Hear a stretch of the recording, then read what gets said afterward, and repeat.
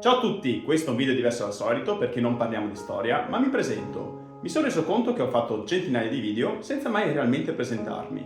Io sono Andrea Pirrone, benvenuti nella pagina di Veneto Storia.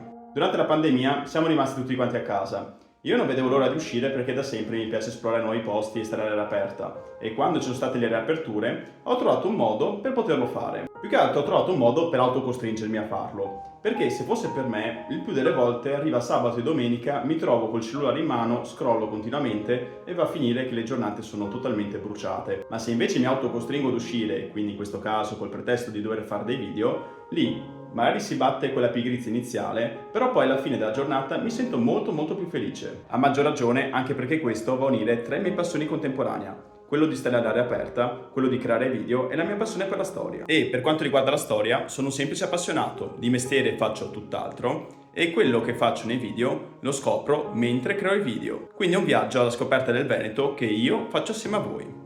Per quanto riguarda la mia passione di creare video, questa invece ha origini lontanissime, perché quando ero piccolo mi piaceva prendere la videocamera e creare dei piccoli filmatini con i giocattoli. Questo ha poi portato nel 2012 all'apertura del canale YouTube, dove ho fatto video di tutti i tipi, dallo stop motion a gameplay a video su monumenti, e poi nel 2021 all'apertura di Veneto Storia. Poi sono un grande appassionato di cinema e serie televisive e moltissime altre passioni che non riesco a coltivare in giornate da 24 ore, infatti faccio un po' fatica ad andare dietro un po' a tutto. Passioni che ogni tanto cerco di combinare con questa pagina principale. E per concludere, non meno importante, il mio ringraziamento va invece a voi. Intanto siete in tantissimi, ma il vostro contributo per me è impressionante, perché se non fosse per voi, semplicemente i miei video andrebbero a finire da qualche parte dimenticati da internet, ma invece attraverso i like, le vostre ricondivisioni e commenti, l'algoritmo vede che questi video possono interessare, appaiono in home page ad altre persone, che in questo modo possono scoprire la storia della loro regione, del loro paese, di cose che magari non si ponevano neanche la domanda, perché la vera benzina della divulgazione siete voi e contate molto di più di quello che pensate. Grazie di nuovo veramente a tutti, mi fa veramente molto piacere che quello che faccio venga apprezzato e ci vediamo al mio prossimo video con altre storie. Ciao a tutti!